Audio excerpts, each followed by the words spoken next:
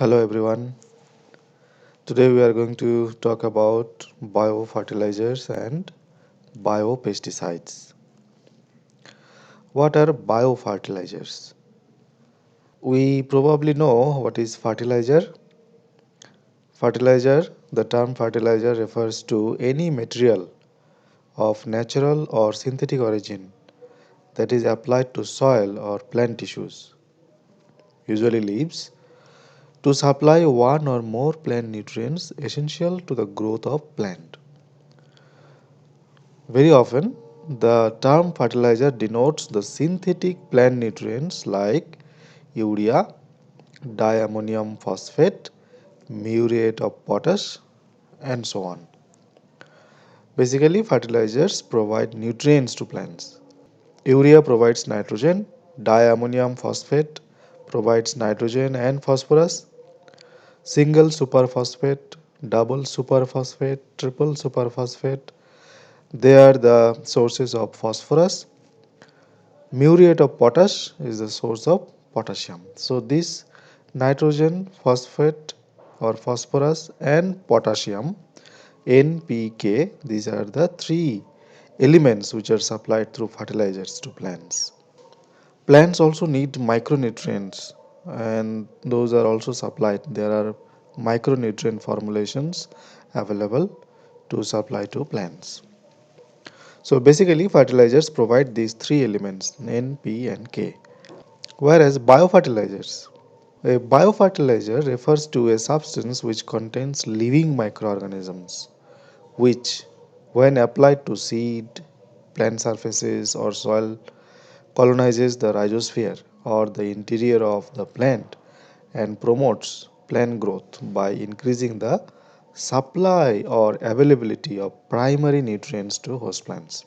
So biofertilizers are basically microorganisms, living microorganisms which supply nutrients to plants. Now these microorganisms are present in the soil.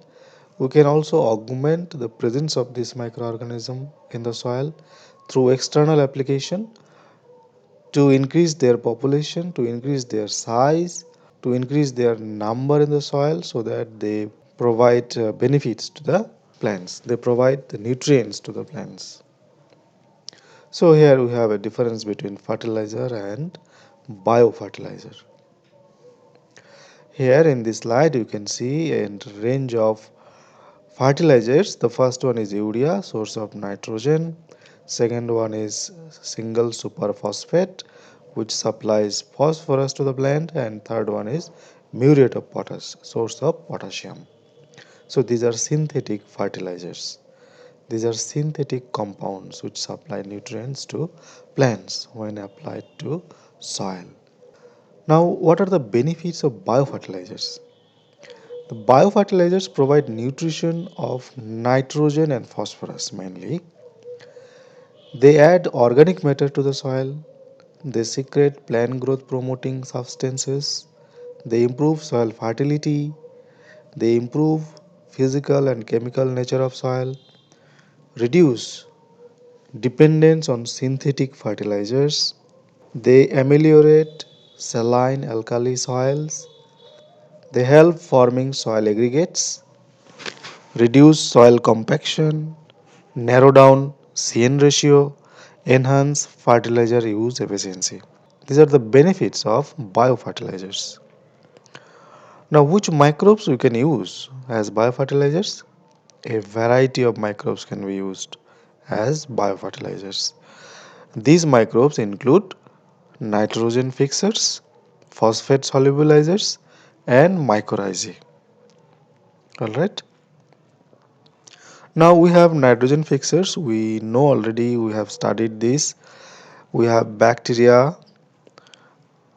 We have bacteria which fix nitrogen.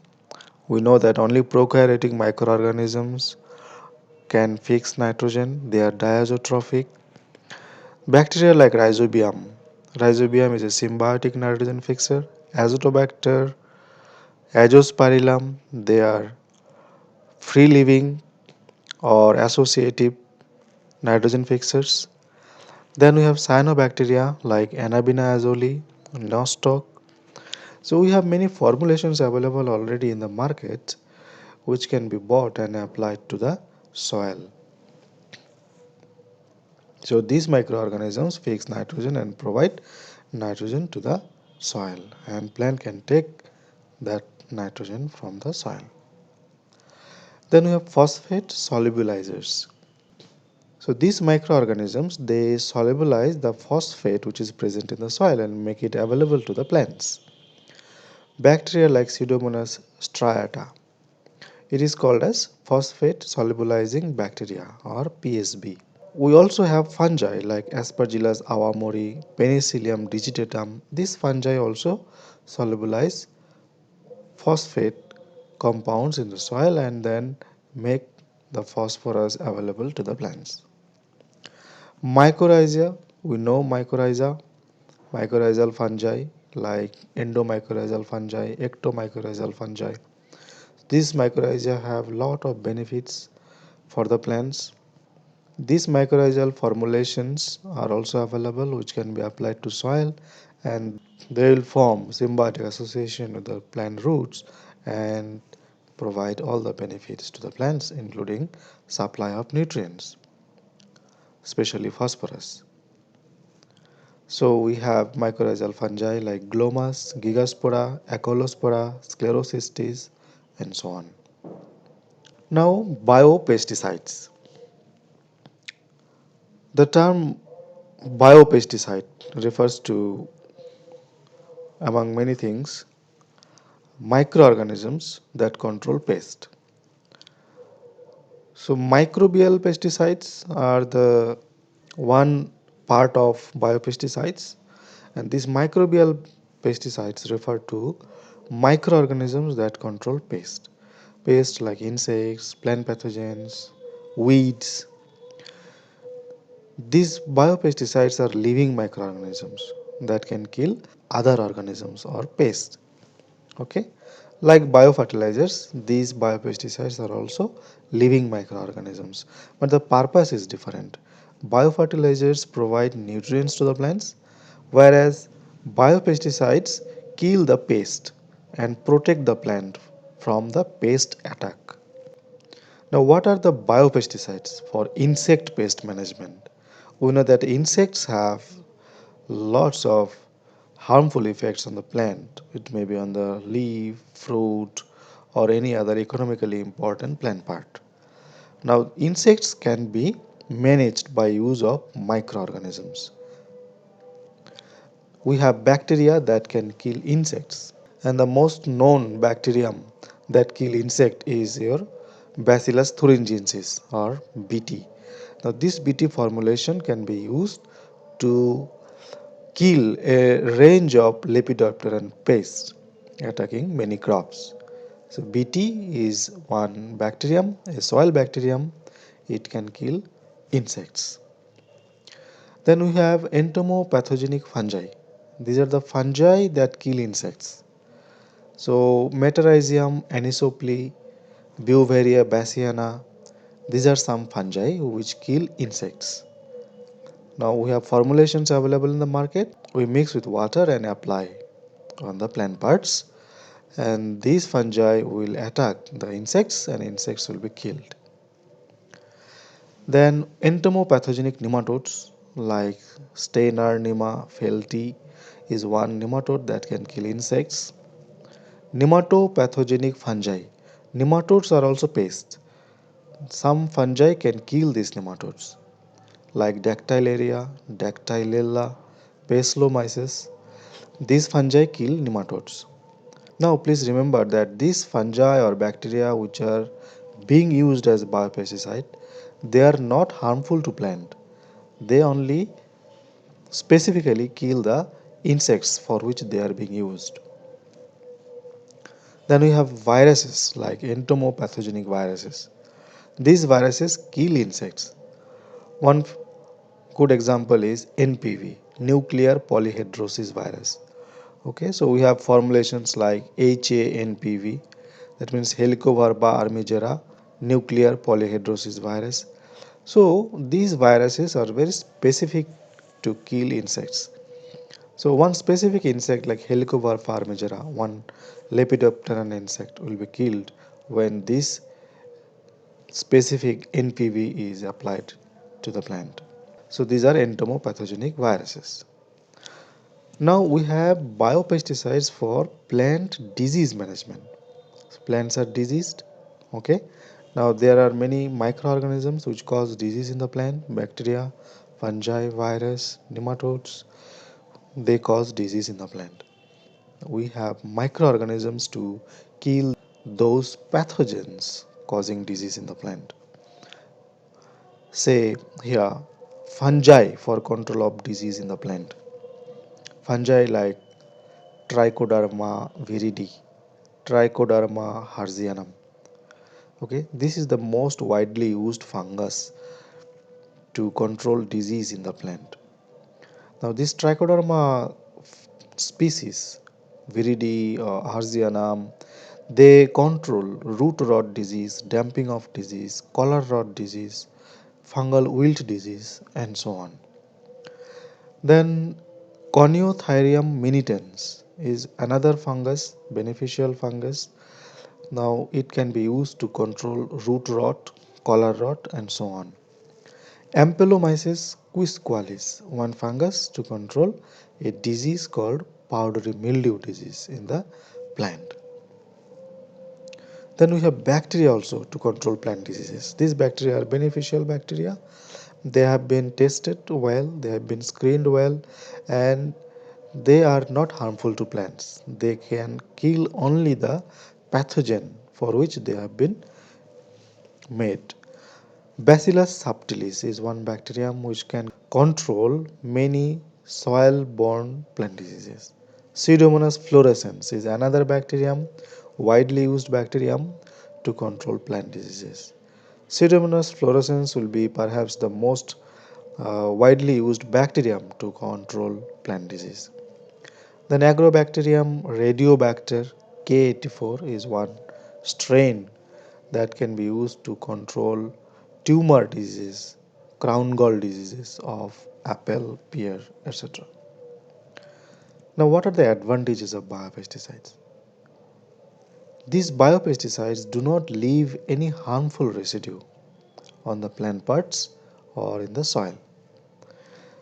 They substantially reduce impact on non-target species compared to pesticides which can kill many non-target organisms like beneficial microorganisms or beneficial insects. Here biopesticides are very specific. Biopesticides, they reduce the impact on non-target species. So non-target organisms are not killed by biopesticides. So we maintain the environmental balance. These biopesticides are eco-friendly and sustainable. They are highly specific. They promote plant growth also side by side. They not only control the insect pest or the pathogens, but they promote plant growth. Disadvantages of biopesticide? Yes, biopesticides have some disadvantages like they are slow in action compared to pesticides which are quick in action. The moment you apply, you find some action, some effect. The pest start getting killed. But biopesticides take time because they are living microorganisms. When they are applied, they try to establish in the point of application, they multiply, and then they find the target pest, and then target pest is killed. So it is comparatively slower in action.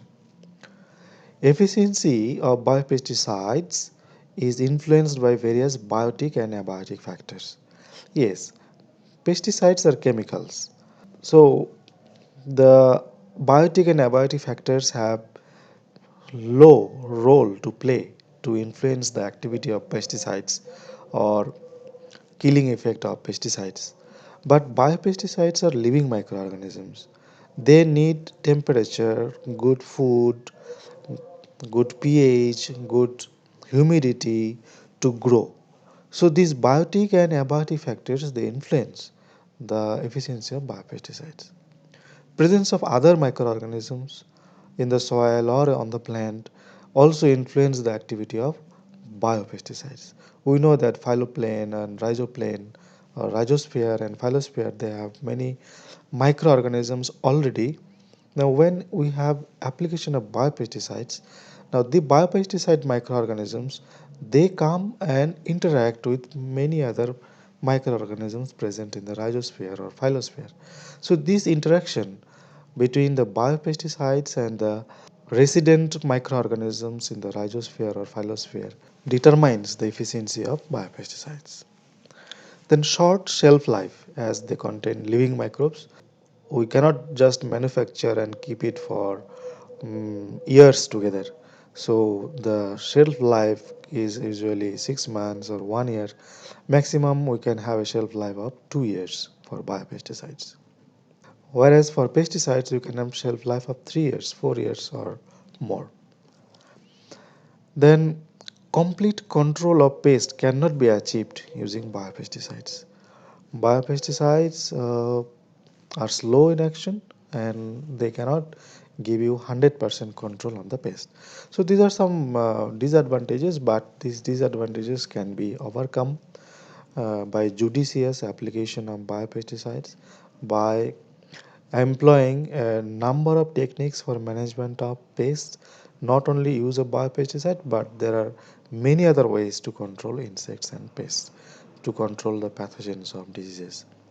So with this, the present lecture ends here. If you have any query, please write to me in the comment box.